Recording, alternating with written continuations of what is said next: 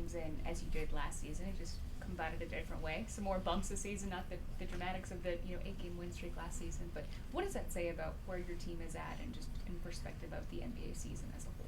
I mean, it's so early and it's young, and like everybody has their patches. We were just unfortunate that we hit an injury patch early. We missed guys in training camp through preseason and obviously early in the year. Still going through it now, but I think we've kind of figured out and settled into who we are. The relationships, the trust, the chemistry, you can see all those things growing between the guys. And we've been fortunate enough to be able to come away with some wins, talent, skill, all that stuff, but chemistry, trust, and understanding, I think, is first and foremost. You've been the first to say that Jared Allen can be unsung sometimes, not necessarily from you, but maybe from us or however you may see that. But he's obviously had the 2 consecutive games against MVP centers. How much of your team's strength is rooted in what you get out of Jared and how important he is to this team? I mean, it's a ton. And he is he doesn't say a whole lot. He's not brash. He's not, seeking attention. But he's one of the leaders of our team. And his energy is infectious. The way he plays, people follow. He competes at a high level, but it's always with, joy and a smile on his face. And that's energy that the guys see, and they just want to be a part of it. I think sometimes even he doesn't recognize how important he is to the group and how much he means to us. But we keep telling him. But he's just he's a special person. That job is a thankless job a lot of times. Having a guard and front and box out and rebound and challenge shots and communicate pick and roll coverages. It's so important to what we do, but they don't put it in a stat sheet. And I think sometimes we don't pay enough attention to that, but he's invaluable to us, and I think he's proven that. Coach Tom. Tom Withers, AP, JV, happy Thanksgiving. So, Tom, thank you, same to you. Hey, Donovan, has he had any setback, or are you guys just being precautious here? No, I mean, it's just a matter of him trying to get healthy. And, we'll always do what we have to do to make sure guys are right, and they go through the steps, not skip any of those steps. And I know not necessarily silver linings with injuries, but with Porter, you've had a chance to get an extended look at him. And obviously, you have to be confident and somewhat fearless to play at this level. But how impressed have you been by the way he's been able to come in and really impact the game?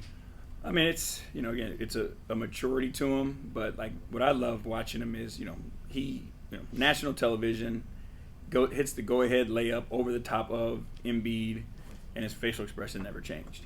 Right? That's a guy who has confidence, an inner belief in himself, that he belongs. And, every single day, every minute that he plays and participates, he proves to, not only us, but everybody around this league that he belongs here. And that these things aren't just one-offs. And, he's really, really, all the stuff he's been through, he's a really mature kid who, knows who he is, isn't searching, for an identity, and just knows he can impact the game. Chris. Hey, JB. What's up, Chris? You mentioned it. You guys are on a bit of a roll here, winning streak, and some of it has come with some key pieces out of the lineup. How much concern is there in the short term that reintegrating those guys could disrupt what you're building right now? I mean, if you reintegrate them the right way, and they just include themselves in what's going on, then everything will be fine. And I think that's the important piece of it is, it can't be I've got to figure myself out type of thing when you come back to a team, that's playing better and that is improving. And it's easy to do, our guys aren't selfish guys that are worried about themselves.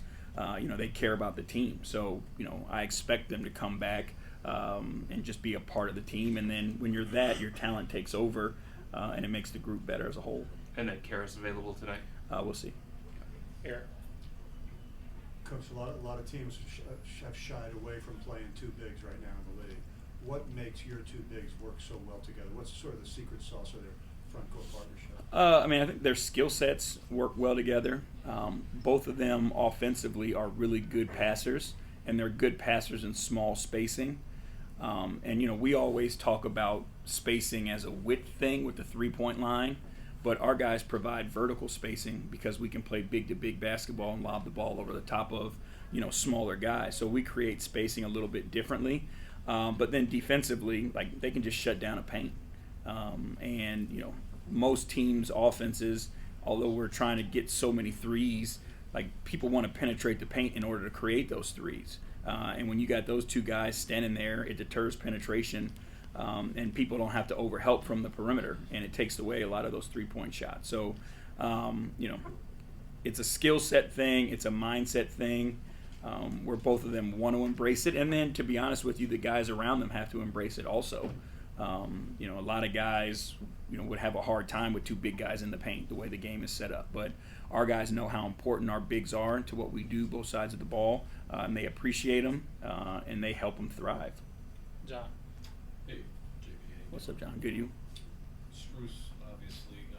What are you seeing that you really like that he's bringing, and maybe something that you were surprised that you didn't anticipate that he's brought to you? I appreciate his grit, and his competitiveness, and, like, there's a tenacity to him that just carries over. Like, he just fights through whatever's there every single day. He never complains, he never moans, he just does what's asked of him. And I just have a ton of appreciation for guys like that.